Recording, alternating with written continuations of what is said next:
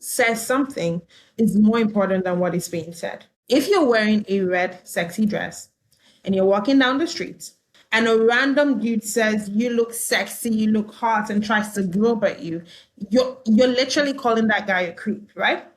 If from the street you entered into your office and you have a boss that's a bit randy, and the boss says like, "Oh my ma, you look sexy in that dress, will you twirl around?" You're going to write something to HR because like, why is he saying that? But if you had a love interest and you have a husband or boyfriend, and that person looks at him like, "You look sexy, I love this on you," it's different. Yeah. It's the same thing. They literally said the same thing, but who said it mattered more. So in your business, if you become the person that people look at as an authority, they see you all the time, and you're very likable, people will place premium on the words you say more than the words other people say. Oh, welcome to the Get Unbusy podcast. I'm your host, Kate Philpott, and this podcast is all about throwing your busy work out the window. You deserve to stay locked in on the parts of your business that light a fire under your hoo-ha, all right? The passion-driven freedom lifestyle, not being glued to your laptop every waking minute of the day.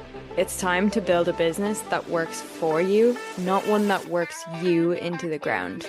So, let's get unbusy, shall we? Hello and welcome back to the Get Unbusy podcast. Oh, I am buzzing for today's conversation because we are going to be getting into the psychology behind why some marketing actually gets people to buy while other marketing gets attention or maybe a few likes, and then, absolutely nothing happens. So today I'm joined by Lola Oyafemi, a messaging strategist who uses behavioral economics and neuroscience to help entrepreneurs understand what's actually blocking their marketing and sales, which I adore. And Lola's work explores how people make decisions, how business owners can communicate their value in a way that naturally influences buying behavior. So she helps entrepreneurs create clearer messaging and turn attention into real revenue by combining psychology, science, and strategic positioning, which is very much the kind of working smarter energy that we love around here. So Lola, welcome to the Get Unbusy podcast. How are you doing today? I'm doing fantastic. How are you? Oh, good. I am so good. You know what? I'm absolutely sweating because I'm based in Ireland and we don't normally get hot weather, but we actually have like a yellow warning that we have high temperatures, which is very strange. Not what I was expecting of this day, but anyway, we move. So Lola, I'm very curious, like what made you want to understand the psychology behind why people buy? Like maybe you can give us a bit of your background there. I actually have a background in psychology myself, so I am so fascinated by this stuff. So I would say it first started with curiosity around how people make decisions. And so when I was in university, I have my first degree is in mass communication. And one of the things we did, I think, when in second year, was to go through the theories of communication. And I loved the theories, or I still love the theories of communication. And then we started to go into things like agenda setting, priming, framing. And some of the things I started to realize is that many times people don't make decisions because they rationally think about it. People make decisions based on so many things that are so irrational, but nobody's ever going to confirm that that's why they made the decision. So let me give you a simple example. Oh my goodness. Okay, I love that example you use because that is so it. It's not necessarily that you're going out into the shopping center and going like, right, I'm gonna get my sexy back. Like it's those little things that are happening in the back of your mind. And what is actually happening psychologically when someone sees a business owner as a trusted authority, then so kind of flipping the script here, rather than, just another person who's posting helpful content on the internet? Because there is a difference, obviously. So I like this question because this question takes us back to the central theme of being humans. Forget what most people say, like, I don't like authority, I like to rebel. Humans are always looking for leadership. And you know this because you see how babies cling to the people they see as leadership. They cling to their moms. They cling to mostly their moms. Many times they're clingy because this person is the one who's feeding me. This person is nourishing me. This person is my authority. And then as they start to go, and especially you see this, especially in cultures where there's like very close, mother-child bond. And I'll give you an example. For example, I'm Nigerian. Most African cultures have this mother-child bond where you literally co-sleep with your mom until you're like 3.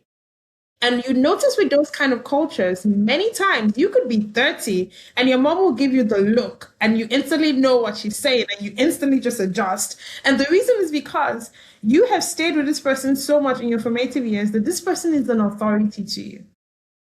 And so even when you have people say like, the moment you say, you know what, I'm just going to call your mother, they're like, don't tell mom what happened. You'd see a grown 6 foot tall man saying, don't tell mom. And you look at the mom. The mom is like 4'7" or something. The mom literally do no physical harm to this person, but they're so, I want to use the word afraid, or they so much respect their mom that the fear of even disappointing their mom is something. And so that's how human beings are naturally wired. And most times we notice that when people don't have that necessary wiring of looking up to someone or feeling loved right from when they're children, they would eventually grow up to have that as traumatic experiences that could lead to different myriad of things. But because human beings are wired like that, when we grow up, our wiring doesn't necessarily change. We just get better at masking what is happening. And so what happens, even for people who say, you know what, I'm a rebel, go ask them who you're following. They're following other people who are rebels. So they literally have leaders. Yeah. And so many times what happens is there's something called the social impact theory. And what it literally means is, what is the degree of social influence that we can have on someone? And it's based on 3 things. And the first thing is the strength. How much status or power or authority does that person have to us? The second thing is the immediacy. How close is that thing to us? So for example, if I have a friend who is a neurosurgeon, right? I have a friend who's a neurosurgeon and we're very close friends. I will value what that person says more than what a random person who says, I study the brain says. Because, well, my friend, I'm stronger. And then the third thing is number, like how many people are saying the same thing. A simple example is, I don't know, but most people, if you grew up in the 80s or the 90s, we knew the food pyramid. It's a lot of carbs, then proteins, then vitamins, and finally you eat little fat. And then mid-2010s, 2015, it got flipped. And it was like, you really need to eat more protein, you need to eat more fat, and carbs go to the minimum. And at that time, it was a contrarian idea. It's like, I'm doing this fat diet. And then as more people started to say it, more experts, which brought in strengths, like more, more doctors, more nutritionists, more experts started to say it. As more of those people started to say it around us, like literally you can't scroll through TikTok without meeting someone talk about why you should have more protein in your diet. So you can't do it for 30 minutes. You'd have at least 2 people tell you should add more protein to your diet. And then, so we started to see it more immediate around us. And then the sheer number of people saying it, we've tilted the scale to the point that now no one, like it's not new to say like, oh, I need to eat more protein because now it's now mainstream. So when it comes to authority, there's a lot of weight it has on us. And I would say that, in the long run, who says something is more important than what is being said. And I'm not saying like rationally, I'm saying like to human beings. Who says something is more important than what is being said. So and I'll give you one of the simplest examples, if you're wearing a red sexy dress, and you're walking down the street, and you're a woman, you're walking down the street, and a random dude says, you look sexy, you look hot, and tries to grope at you, you're literally calling that guy a creep, right? If from the street you entered into your office and you have a boss that's a bit randy, and the boss says like, oh my ma, you look sexy in that dress, will you twirl around? You're going to write something to HR because like, why is he saying that? Like if you had a love interest and you have a husband or a boyfriend, and that person looks at him like, you look sexy, I love this on you. It's different. Yeah. It's the same thing. They literally said the same thing. But who said it mattered more? So in your business, if you become the person that people look at as an authority, people look at who they're familiar with, like they see you all the time. Not like you write something now, we don't see you for the next 2 years. They see you all the time and you're very likable. People will place premium on the words you say more than the words other people say. Oh, here's the thing. The familiarity piece is huge, right? I wonder if you've got anything to add on like how to get to that point where you are being that authority figure, that you do have that familiarity. Because I know that, you know, for years, the coaching industry online has been very like, you know, put out content. And maybe there's people who have been at this for a couple of years, but don't have that authority status kind of yet. So what would you say needs to be tweaked there? So this is the issue with just put out content, is because most people just put out content without being intentional about the content. So I like to put out content, and there's a way I do content. If I want to sell, I do content to sell my stuff. If I want to build authority, there's a systematic way I do it. I'm going to just share a bit with you. The first thing you have to do to be an authority is you have to have a contrarian idea or a different point of view. You can't build authority by being like everybody else. So you have to have a contrarian idea. And a contrarian idea is literally you asking the question of what if this could be different? Every single big idea starts as a contrarian idea. So look at the example I gave about how everyone's talking about proteins now. Someone literally had to sit down and be like, what if the reason I'm not losing weight or losing fat after doing like 6,000 different diets is because I don't have enough protein? And that became a contrarian idea. And so once you have a good contrarian idea, you will have multiple contrarian ideas if you go into the rabbit hole of your own ideas. So you want to just sit down and just think about stuff. You want to make sure that you're broadening your mind. So for example, last year I did a course on economics because I really wanted to understand something. And that's where I got to understand the concept of willingness to pay. And that literally changed everything for me when it came to pricing, because I got to realize that, see, it's not really because I raise my price or I reduce my price. There's a willingness to pay for something. And if people are not willing to pay beyond this, then I have to do something else to make them willing to pay. And so that changed stuff. But it was because I decided to broaden my mind on something outside my normal niche, right? And so that's one of the things you do. But you have to have contrarian ideas. So you want to look at things that are mainstream. And you want to ask questions like, what if this could be different? So for example, let's say everybody says, let me look for something really, I don't know if you know Cody Sanchez, but when everyone's saying, start an online business, do like an online business, blah, blah, blah. She has an online business, but guess what her message is? You need to buy a boring business. A boring business, like a laundromat, like a blah, blah, blah. That was, at that time, she was the main person who was saying that. So you have a contrarian idea, and you get that by actually sitting down and thinking about things in your industry and saying, what if this could be different?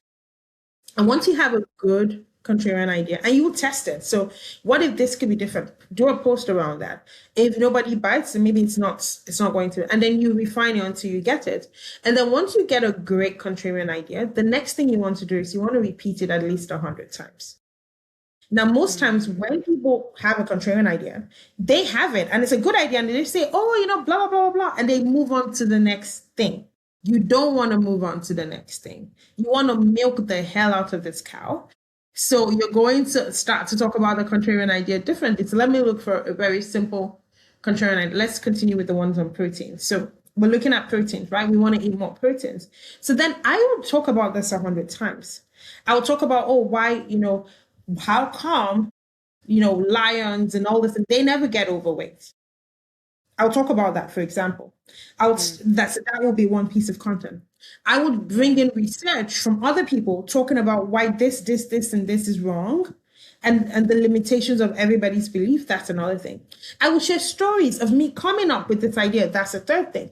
Like, there's so many things. I would say 5 proteins you could add right now to your milkshake or whatever to make it more protein, blah, blah, blah, blah, blah. And that's another idea.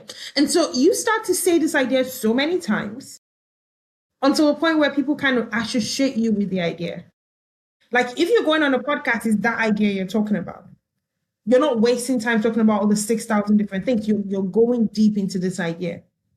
And so once you find that and you repeat this idea at least 100 times, then you go into amplification. So that's how I teach people how to build authority. I say you have a contrarian idea, you repeat it 100 times, and you amplify it. So how do I amplify it? I come on a podcast and I talk about the same idea.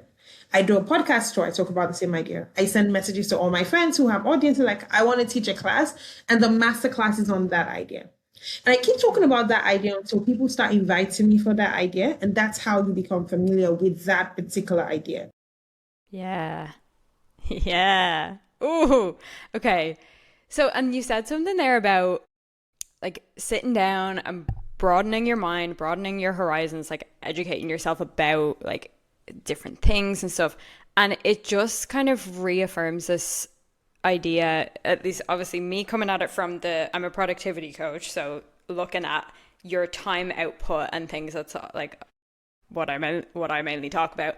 But having that time spaciousness in your calendar and like having spaciousness around you in your business, it just kind of solidifies how important that is. How are you getting on? Listen, I just wanted to drop in and pause this episode for a quick sec because I'm not sure if you've seen, but we are about to start another round of Streamlined Coach. Now, this program has not been open since February or March 2025. So this is a big old deal. This is the container where we cut the repeat work inside your offer by at least 50% and spend that energy making your clients obsessed. So you're going to be taking a whole bunch of hours back in your week. It's an 8-week signature program of mine. It will not be this price for much longer. Every single time I run it, the price will be higher. And I just want to make this so simple for you. I could talk your arms and ears off about Streamlined Coach. But let me just make it very clear. Streamlined Coach is for you if you are so proud of your offer, and that's, one-to-one, one-to-many, maybe it's a group program, maybe it's a membership, any coaching container like that. But running it takes more time and energy and brain space than it bloody should. Your clients are probably getting results, but too much of the experience still relies on your butt being at the desk. Your work is amazing, but its shelf life is short as fuck. Or it might even just be single use. Like you do something once and you're going to have to do it again. It's going to boomerang right back. It's also for you if you've got podcasts to start and summits to speak at and holidays to take, fucking books to write and creative hermit days to enjoy, but you're just too damn busy. You want to know exactly what to streamline first so that you can reclaim real hours in your week and you're ready for a business that can keep supporting the fuck out of your clients, even when you're resting, even when you're living, even when you're creating, and even when you're having a well-earned fucking nap. Because guess what? We all need a bit of that sometimes.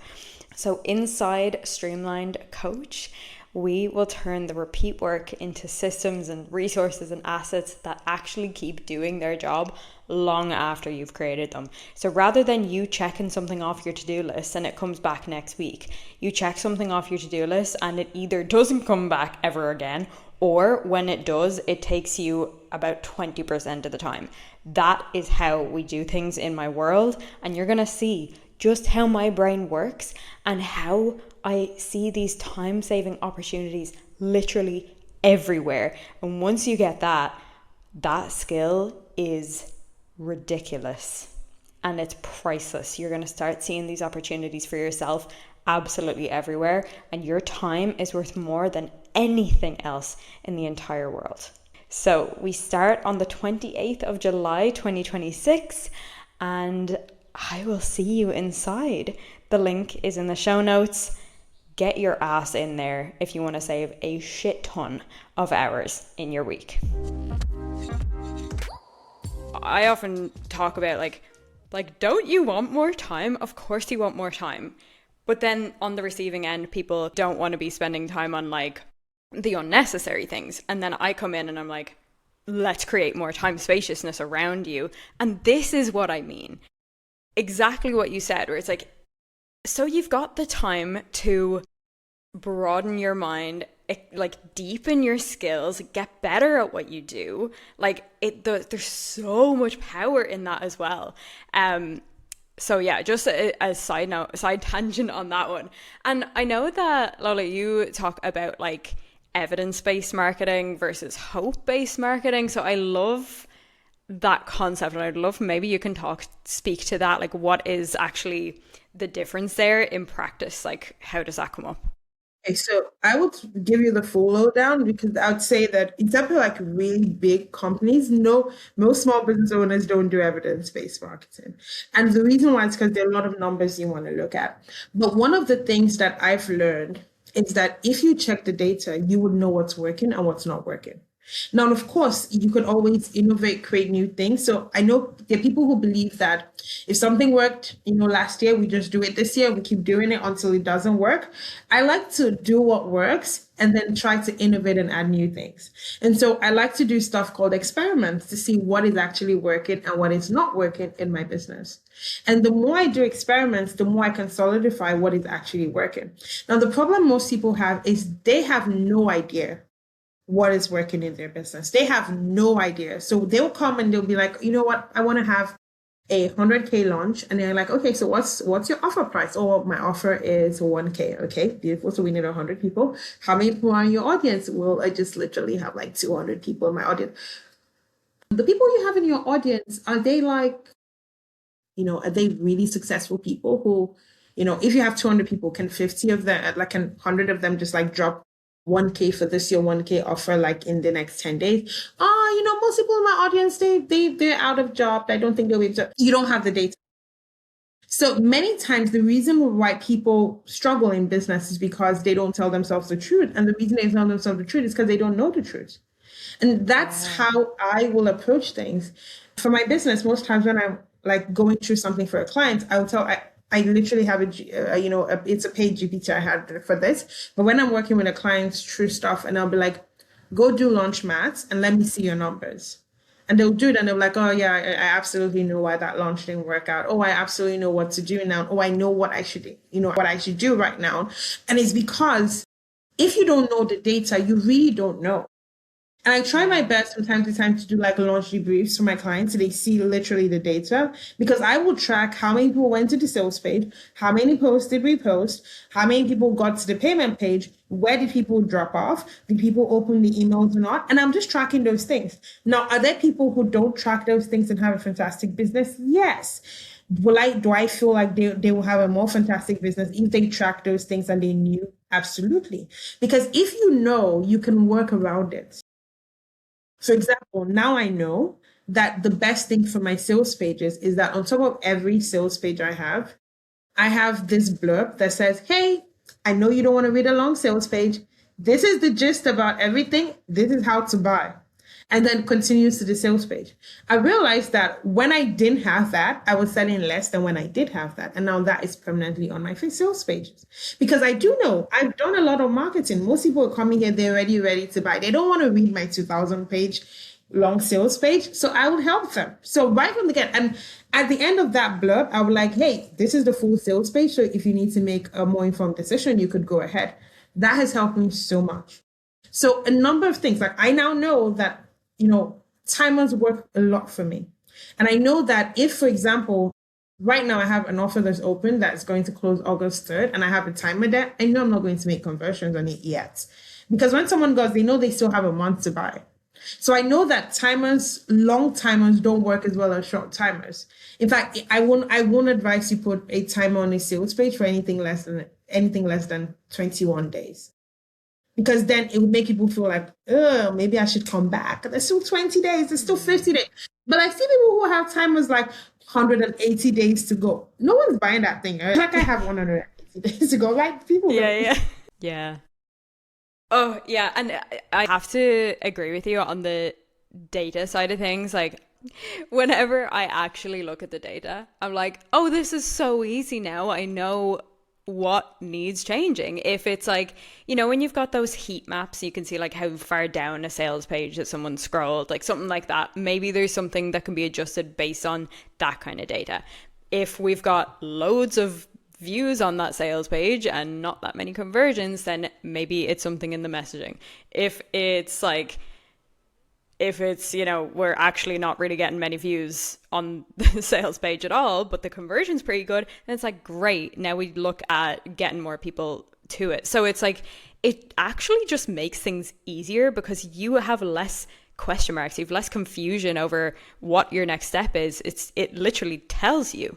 And all of the, you could have the best business coach in the world, but the data is telling you specific thing to your offer, your messaging, your audience. Like, yeah, so 100% agree. Speaking of the more like logical, logistical side of things, I know you talk about sustainable systems and stuff like that. So how can business owners create sustainable systems for like learning from their marketing without constantly chasing the next exciting tactic?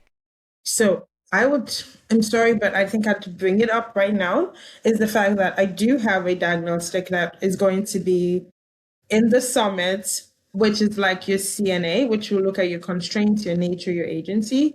Because for most people who are service-based business or coaches, most of the money we make is emotional money. And let me explain what I mean. It's money made from clients that we know personally, we talk to personally, whose failures and pains feel like our failures and pains, and whose successes feel like our wins too. And so there's a lot of emotion involved there. And so you have to make sure that whatever model you're going to have is something that works for you, so you don't eventually have to carry all the emotional baggage on you.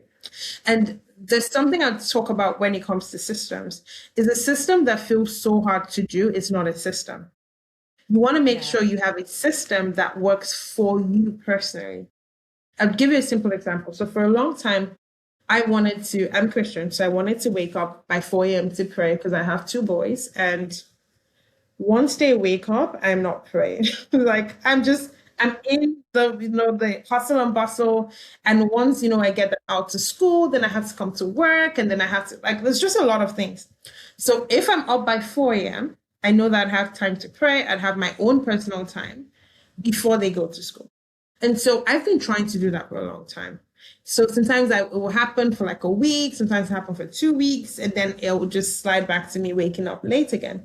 And so about 2 weeks ago, I was praying, and I just, this thought popped into my spirit, and I feel this Holy Spirit inspired thought, that what if I just asked who else wants to pray by 4 a.m.?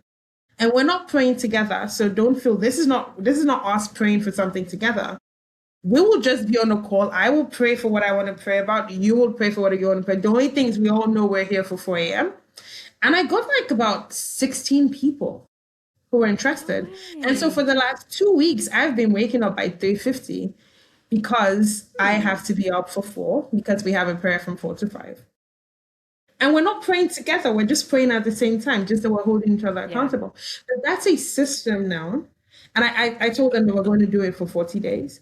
But once we get to the day 40, I've literally, because this morning, I woke up at 3:50 before my alarm. I was like up before, because I've been doing it. So I was excited about it. So here's where I'm going with this, is that any system you do has to work for you, and you have to look at your own personal constraints to create the system. So for example, my system for doing launches is something I perfected over the last 6 years. It's called content launching. And I created that system because I had a constraint. 2020, when I started launching, I had a newborn, and it was COVID, and I didn't have any help. And it was me and my husband. First time parents. It's so funny how you have a child that just give you the child. There's no manual. There's nothing. They just give you the baby. And so I was like with this baby, and we didn't know what to do. I think the first live launch I did, which was I did like a 5-day challenge. The baby will literally cry in the other room. My husband will come, open the door, and so we'll continue because we couldn't handle it. And so I started to say, what if I was able to take this launch and make it text-based, where everything I'd have said in the launch, I turned them into posts, and I literally just post it in the same sequence. And that was my first content launch. But I created that system because I had a particular constraint. So many times people just see a system online and we just download that because this person's 17-step system and it never Yeah. works because we don't have time for 17 steps. But if you look at what is working for me right now, what are the constraints I have, and then build systems around those constraints, you would start to realize that things would just naturally just flow better. Another example of a system, and I talk about this in the video for the summit, is I have something called an onboarding video for anything that you buy from me. I do a video in the after and I say like, hey, thank you so much for buying. I'm so excited, but tell me what made you buy. And then people tell me what made them buy, like what made them excited, what result they want to get. And I take all that and I use that for marketing and I bring in more of those people. But that's the system. It doesn't take me so much more than like about 20 minutes to set it up for an offer, but it keeps paying me off. Yeah, there's something there when you were talking about the, I guess, accountability system when it comes to the morning prayer. Like, there's something there because my brain was like, there's psychological, like, there's something there. Because when I hear the word systems, like, I do normally go into the logistical kind of things like your SOPs, your automations, your templates, your whatever, softwares, AI, blah, blah, blah. But there's something to be said for how this system kind of intertwines with your psychology.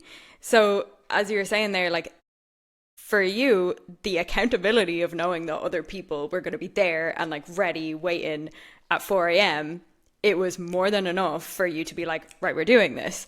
And that's not just like it's motivating in the moment, but it's kind of like over the long term. And I know you're doing 40 days, you're probably gonna, it could very well extend, who knows? But because it works for your psychology. I had a client there a couple months ago and it was actually accountability coaching that we were doing. And this client was, the thing that I was holding them accountable to was basically short workouts each day. And a couple of weeks went by and the workouts, they just weren't happening. And we tried a couple of different, like, okay, well, it's happening at this time and like send me a sweaty selfie after or like send me a message when it's done or whatever. It just wasn't really solidifying. And then we got on the call and I was like, listen, what if we do like a forfeit or something? What if you don't do the workout by X time in the morning, you have to take a cold shower for 2 minutes? Well, I'll tell you, he got real consistent after that.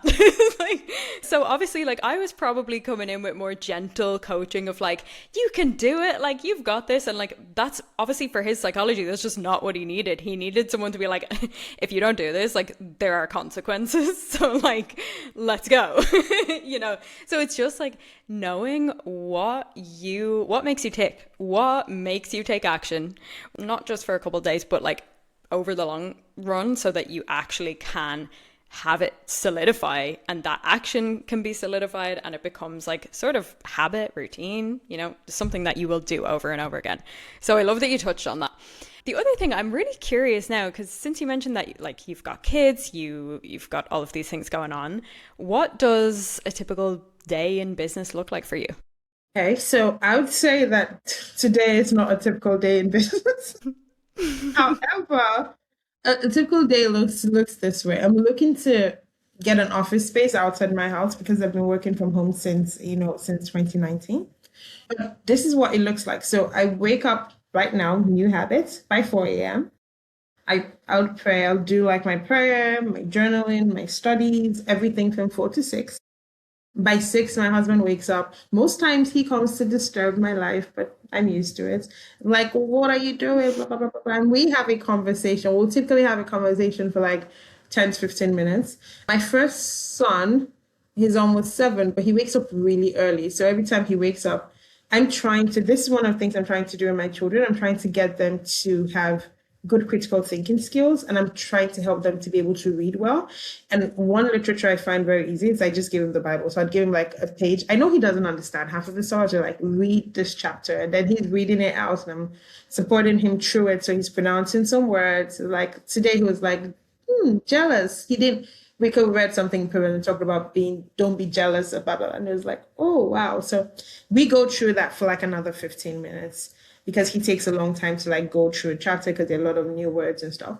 And so when we finish doing that by 6:30, we pray together as a family. Then, we get ready for school, and getting ready for school will take us to like around 7:30-ish. 7:30, my husband does the school run. I'm in a fellowship and we'll pray like from 8 to 9. And then I will sleep for like an hour or two. By 9 o'clock, my team members start coming in. I have a housekeeper who comes in for 9, but I have someone else who comes in by 10. And that person's my assistant. She's my marketing assistant. So she comes in by 10. She already knows what to do. So she just starts her work.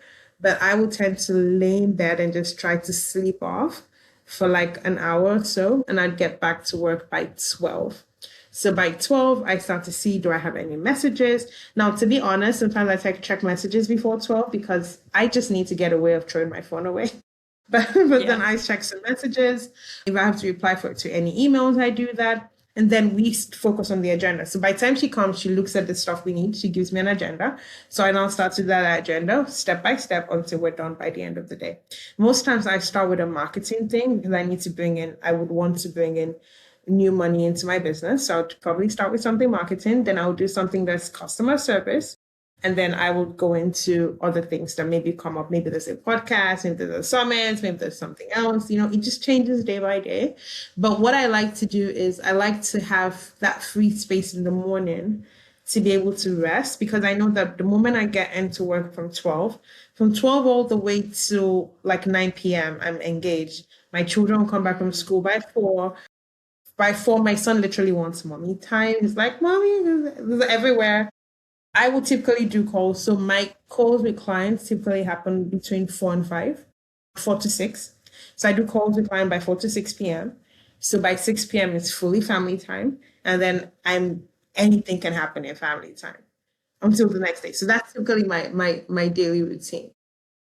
Yeah. Here's why I love asking this question is because I've had people on the podcast of all different like business types, coaching types, like from different places in the world. And it's just such great evidence that you can actually build your schedule to be whatever you want it to be, whatever way it works for you.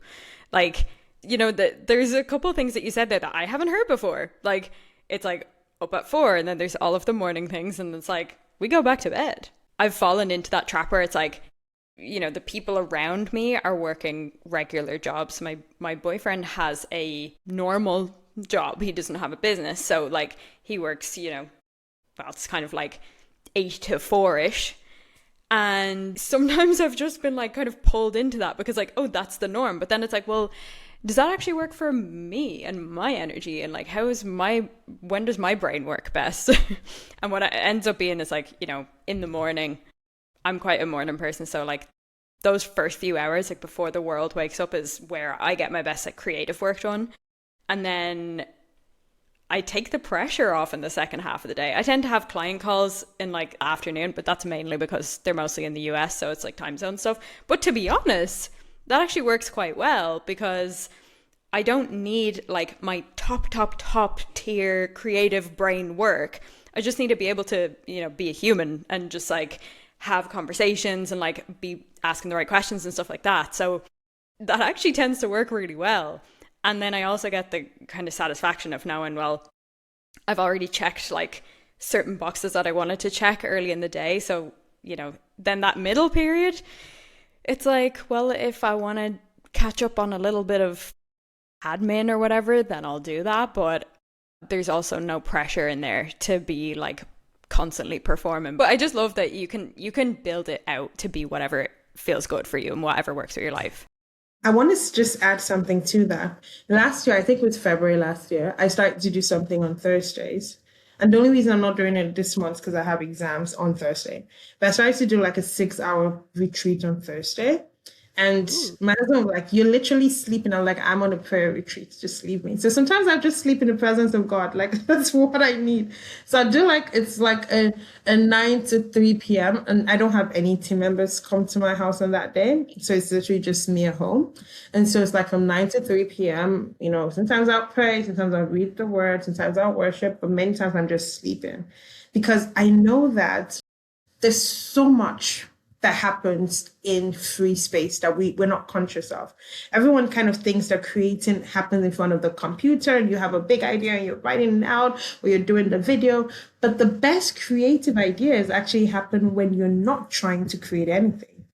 And that's why we don't have so many creative ideas anymore, because now nobody has white space anymore. Everyone just kind of has so much information coming in. And so what we do is we repurpose all the information to create something, but we don't have like flashes of insight. And I found that most of my best flashes of insights have come when I'm sleeping, praying, reading the Bible, doing something else, having a shower. And that's because I'm not trying to create. So my mind can just like wander and bring things together. Yeah. All your best ideas come when you're not trying to force an idea. It's so true. And then when you sit down and try and force an idea to come, and then it's like you just sit there being frustrated. But that's the really interesting thing about like productivity with creativity creativity is not a checkbox exercise. You can't just be like, right, I'm gonna create an idea right now. Like where's it gonna come from? It's like you need things to respond to, you need that spaciousness. So yeah, I love that. The last question I have for you, Lola, I love asking this question because it takes us to places we never expect to go. But what would our listeners be surprised to find out about you or to learn about you? They would be surprised to find that I'm very funny. I think of that because I'm very geeky too. I always come up as geeky. And then when people get to know me, they realize I'm really funny and I'm really playful. But I always come up as geeky and serious. I remember one time I was doing a course and everyone was like, "You're so prim and proper." And I'm like, "I'm not prim. I don't think I'm prim and proper." And it happens like people around me, like my husband has one of the most playful faces ever. He's always smiling. He always looks like a sweetheart. But he's one of the, I don't want to say, he has one of the most strong temperaments I know. Like he'll literally be the one that person is like he has it, but he doesn't look it. I look very strict, but I'm not strict. But people don't know that because I have the look. And my husband's like, there's a day I'm sorry I'm bringing my husband into this, but there's a day I was telling him about it. Like, how come people tend to think I'm strict? And so people are very careful about what they're saying to me. And he was like, "Don't you like it?" That's one of the things I love about, I wish I had that. It's like you have respect. You have respect. You can either have love or respect. And I prefer respect, but I just get love. That's an interesting one. So Lola, cannot wait to have you as part of the Now That's a Group Program Summit. Actually, by the time this episode comes out, I think it will have already happened. But in the meantime, and from here on and into the future, where can listeners find you and check out what you're about? So you can always find me on Facebook. I'm not saying popular, but I think I am a bit slightly popular on Facebook. My name is Lola Oyafemi on Facebook. I'm on all social media platforms with the same name. And you could always download my freebie for that is in the group summit, that group program summit. And the freebie is called the CNA audit, which checks out your constraints, your nature, your agency. My websites, I have 2 websites. I have 3. I have 4 websites right now, but my main websites, I have backedbyscience.co and I also have createevidence.com. And those are like my 3 main websites. The 4th one is like, has nothing to do with this. Love that. You could have said that. I have like almost as many websites as I have fingers on my hand. Well, all of those pieces will be linked in the show notes below. So thank you for sharing. And overall, even just zooming out, thank you so much for coming on the podcast and gracing our little ear holes today. I have loved this conversation and I just know I'm going to be coming back here. I will be taking notes and I know that the listeners will be taking a bunch of notes as well. So thank you so much for coming on, Lola. Thank you so much, Kate. Before we go, can I put you on the spot a bit? Hit me. Yeah, I want to say I just love how you handle the podcast. You are such a beautiful soul. I love the way you were asking the questions. You're genuinely interested. You were full. It was just beautiful. And I do Oh, think you're a fantastic person. So please, if you want to work with Kate, by all means, you should buy her stuff. I've seen her website. She's fantastic. Well done. oh. Thanks so much, Lola. Oh, I'm blushing now. I'm like blushing. Okay, well, thank you. I really appreciate that. Those of you listening, all of the bits and bobs will be linked below. And come back another time. We always have fun on the Get On Busy podcast. So subscribe if you haven't already, and see you in the next one. Bye. Bye, Lola. All right, gorgeous. That's a wrap on today's episode of the Get On Busy podcast. If you got some juicy golden nuggets from this episode, I want to hear about it. So take a screenshot, share it on your Instagram stories, and tag me at More to Life Kate, because your girl wants to know. And remember, you're an absolute powerhouse. You can create the life you've been dreaming of, and I can't wait to see you pop off. Chat to you soon. Bye.